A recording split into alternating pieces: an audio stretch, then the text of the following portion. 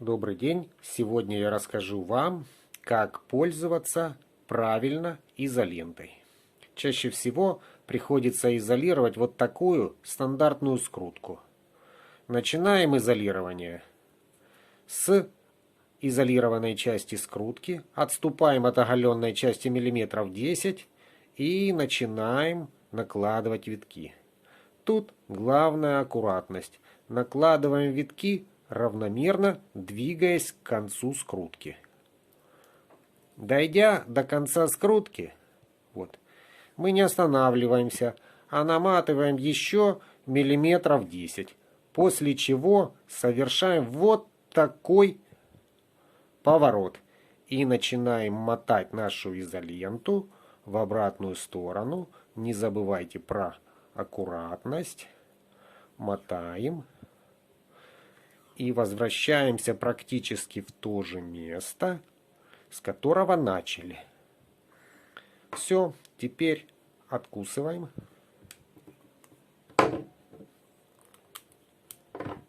Для того, чтобы создать так называемый флажок, загибаем изоленту вдвое. Теперь, в случае необходимости, ее легко будет размотать, воспользовавшись этим флажком.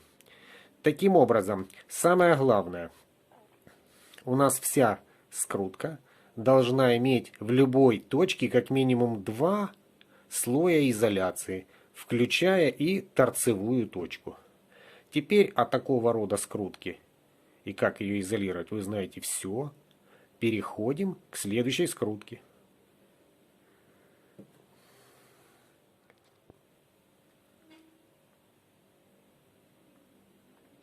Следующий вид скрутки — это скрутка со встречным соединением проводов.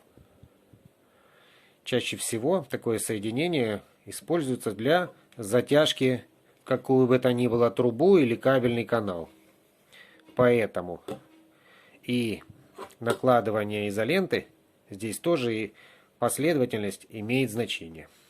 Начинаем с того края провода, который ближе всего к трубе, который первым войдет в трубу. Отступаем 10 мм от оголенной части и начинаем мотать нашу изоленту. Помните, что равномерность — это важный фактор. Последовательно приближаемся, чтобы закрыть все оголенные части. Доматываем опять же таки до того, чтобы где-то в 10 мм от того, где закончилась у нас оголенная часть, мы завершили нашу изоляцию. Теперь из этого места двигаемся в обратную сторону. Накладываем аккуратно витки, один за одним, чтобы вернуться в исходную точку. Таким образом, если мы с вами условились, что изоленту, что скрутку мы будем просовывать в трубу, то флажок создавать не будем. Просто откусываем и приклеиваем изоленту. Вот у нас получилась скрутка. Таким образом, мы удалили флажок, чтобы он не цеплялся при просовывании в трубу. И мы последний слой изоленты намотали, начиная от дальнего края, от трубы, к ближнему краю, который ближе к трубе.